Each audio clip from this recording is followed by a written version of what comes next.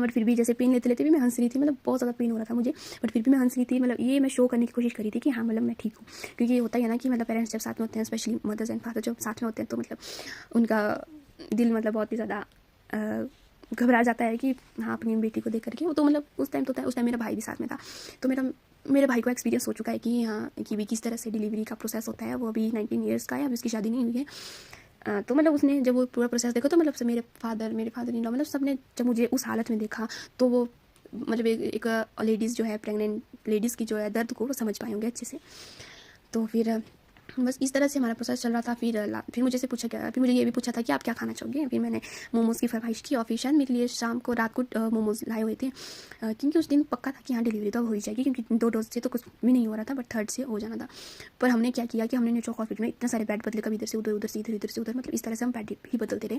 तो वो 2 दिन थे स्टार्टिंग वाले, 7 तारीख से 7 फ़ेब से लेकर के शायद 8 फ़ेब को हमने बहुत ज़्यादा 2 या 3 जगह हमने बेड बदले होंगे अपने। तो फिर लास्ट टाइम में क्या हुआ कि लास्ट टाइम मुझे एक ऐसे बेड पे शिफ्ट किया गया, वहाँ पर मेरे साथ एक और भी दीदी थी, और उनका भी कुछ डिलीवरी का केस, मतलब उससे उनका टाइम पूरा नहीं हुआ था, बट फिर मतलब अच्छी थी वो, मतलब मेरे साथ उन्होंने पूरा फुल सपोर्ट किया। मतलब तो मैंने तो बैठना नहीं था बेड पे, वहाँ पर हमने बस अपना थोड़ा सा सामान रखा था, और जब चेकअप के लिए आ रहे थे तो मैं उस बेड पर उनके साथ बैठ रही थी।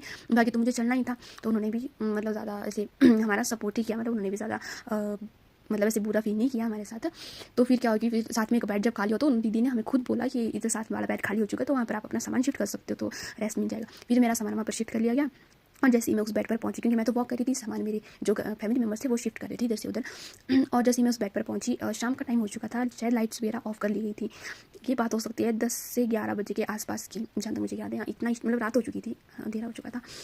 तो उस टाइम मुझे इतनी ज़्यादा ठंड लगी कि जैसे मैं बेड पर बैठी तो मैं कांप गई एकदम से, बहुत ही ज़्यादा कंपन होने लगी। फिर मैं बोलने लगी कि मुझे कंबल दो, कंबल दो। हमने रजाई भी लाई हुई थी, मतलब मेरी जो सिस्टर थी, ताया की बेटी रजनी दीदी, उन्होंने जो है वो रजाई भी लाई हुई थी। हाँ उस दिन हाँ रजनी दीदी भी आई हुई थी, क्योंकि फिर वो जब मेरी बेबी हो चुकी थी उसके बाद वो नहीं आ पाए थे 2-3 दिन तक, बट वो पहले आ गए थे। उन्होंने रजाई, कंबल, मेरे लिए कपड़े वगैरह ये सब लाया था। और क्योंकि जिस टाइम वो पेन हो रहा था, फिर बार बार चेक किया जाता है, मतलब इंटरनल चेकअप जिसको पीवी भी बोला जा सकता है, वो करवाया जाता है। तो फिर मेरी ड्रेस जो है ख़राब हो रही थी, तो फिर मेरे जो है सर्विक्स जो है बच्चादानी का मुंह नहीं खुल रहा था। फिर वो पहले 1.5, फिर सॉरी पहले आधा, फिर 1, फिर 1.5, फिर 2, फिर 2.5, फिर 3, ऐसे करके फिर जब 3 इंच खुला था, तो सॉरी इंच नहीं, मतलब 3 सेंटीमीटर बोल सकते हैं हम, क्योंकि इंच तो शायद बहुत ज़्यादा हो गया। 3 सेंटीमीटर जब सर्विक्स का जो है मुंह खुला था, तो फिर उन्होंने, डॉक्टर ने क्या है ज़बरदस्ती से फिर मेरे जो पानी की थैली होती है वो फाड़ दी थी। मतलब उसका जो पानी था सारा बाहर निकल चुका था। मतलब एक तैयारी थी कि भाई हाँ नॉर्मल डिलीवरी हो जाएगी, क्योंकि 4-5, वैसे तो वो बोलते हैं कि 10 से 12 सेंटीमीटर हमें सर्विक्स का मुंह जो है खुला रहना चाहिए, बट 6-7 के आसपास भी वो डॉक्टर फिर करवा देते हैं नॉर्मल डिलीवरी।